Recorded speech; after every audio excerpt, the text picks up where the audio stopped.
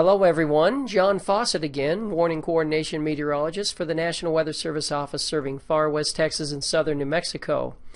The public forecaster today, Jason Griswax, is providing a lot of the forecast input, and Mike Hardiman provided most of the graphics. He did a great job. So let's continue with this briefing regarding the snow and rain event we are currently in.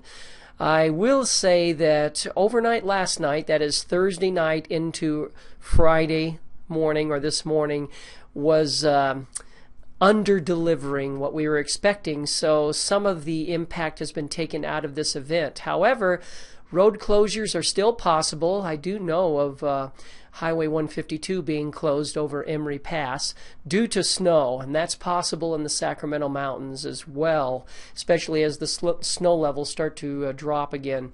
The metro area for El Paso and Las Cruces could receive a ½ to 1 inch of rain by tomorrow morning. The greatest impact would be this evening and overnight. And because of that, the rush hour will be wet, and that increases the danger on the highways, especially when you have a lot of traffic over wet roads. And then the runoff situation on the Gila and Membres rivers in the Gila region, probably beneficial more than anything.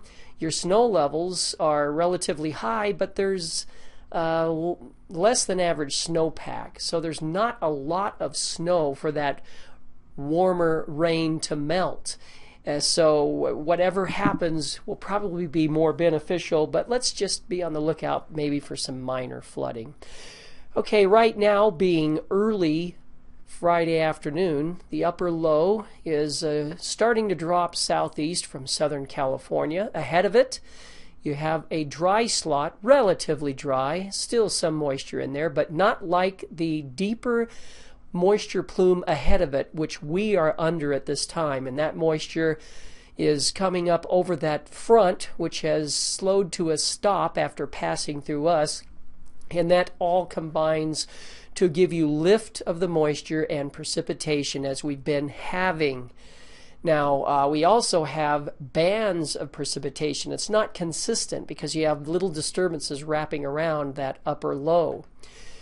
And also, you so far have had a cooler air mass east of the crest of the Sacramento Mountains. That's why Mayhill has been getting mostly snow, and Cloudcroft has been alternating between snow and rain. They had snow last night, then they had rain this morning, melting a lot of the snow that has fallen. And that makes things quite difficult, but the temperature should drop again this evening, so above 7,000 feet, most of the Sacramento Mountains should be seeing snow.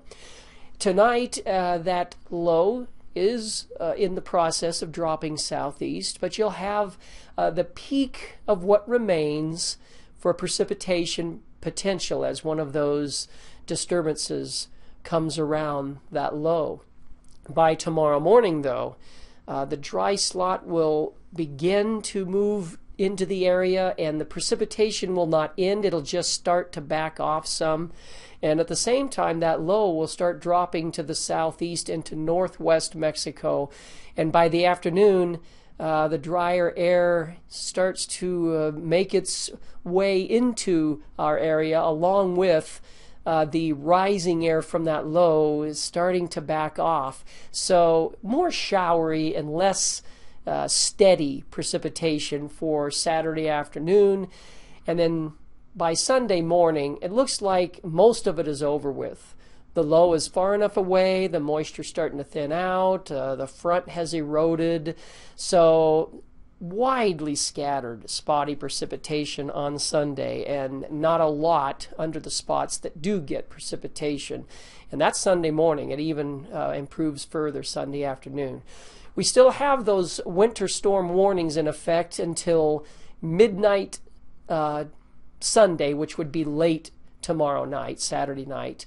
And it's mainly for the higher elevations, mostly for the evening and overnight hours. Additional rain totals, according to the Weather Prediction Center, a national center, well, they still think we'll get a significant amount of rain or precipitation totals, a ½ to 1 inch. So that looks reasonable. And the total snowfall amounts that we're expecting, once again, 4 to 8 inches above 8,000 feet in the Gila region. That includes Emery Pass. And then 1 to 3 inches a little lower than that, but below 6,000 or below 7,000, excuse me, including Silver City, you may not get much snow at all. And in the Sacramento's, similar, above 7,500, maybe just a little bit lower than the Gila as it changes back to snow tonight, and not too much below 7,500 feet. The uncertainties, well, those snow levels fluctuating, driving us crazy. That 6,000 will probably be history by the time you get into this evening for the Sacramento's, because that cool air mass that has been over Mayhill and east is eroding away. And so it may be more like fluctuating from 7 to 9,000. Gila region similar today and tonight. And one other thing, this can be confusing. There's snowfall, the snow that falls and accumulates for a brief amount of time, and that adds up. But then there's the accumulation overall when you have melting from underneath in this warmer scenario. So at one time you may not have 6 to 8 inches of snow accumulation because of that melting, even though maybe 8 to 10 inches fell. I know that's confusing, but I think the bottom line for you folks is the accumulation.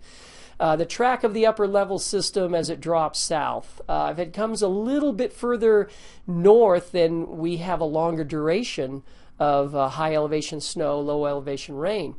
And related to that is how quickly will the precipitation let up on Saturday as the day goes on. So the highlights, this is just a summary of what we've already talked about. Half inch to 1.5 inches of rain in the lowlands. Probably the best chance of getting near 1.5 inches is if you get a couple of thunderstorms near the Arizona border. And then the snowfall mainly above 7,000 feet. That's where the more significant snow would be. Icy roads, of course, in those areas.